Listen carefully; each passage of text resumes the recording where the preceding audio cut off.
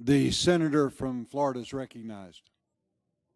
Mr. President, over the last weeks and days leading up to this vote here today, I've heard from a lot of people about this vote, and I guess I want to address it as much to them as anybody else. And these are people that I know. These are friends, these are neighbors, these are longtime supporters, generally people on my side of the political aisle. And they're upset. They're upset. They look at the media, and the media, they feel censored stories that might have been negative towards Joe Biden or were negative towards Joe Biden. The social media companies helped them out. And they saw how some states tinkered with and even mutilated state election laws, and they have doubts that the election was legitimate. And it gives this country this extraordinary crisis of confidence, which is very dangerous because democracy is very fragile, and it's not held together by elections. Democracy is held together by people's confidence in the election and their willingness to abide by its results. And so the notion was, we need to do something, we need to fight.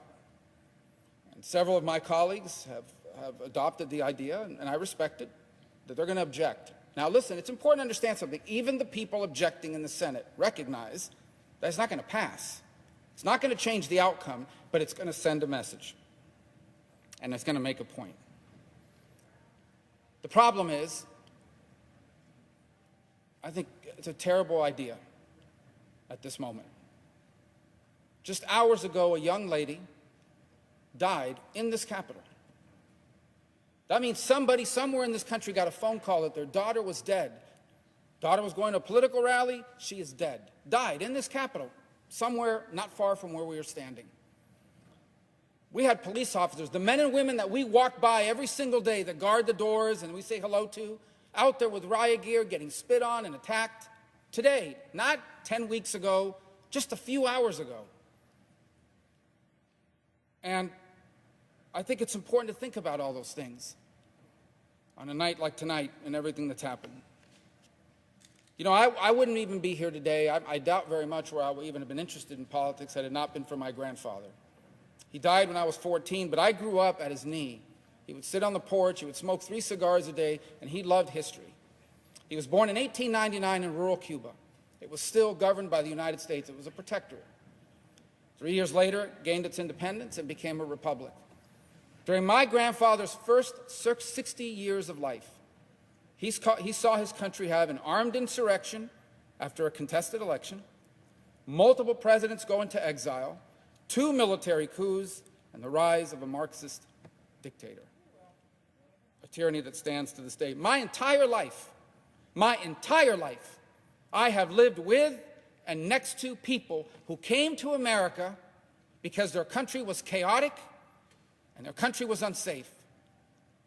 What I saw today, what we have seen, looks more like those countries than the extraordinary nation that I am privileged to call home.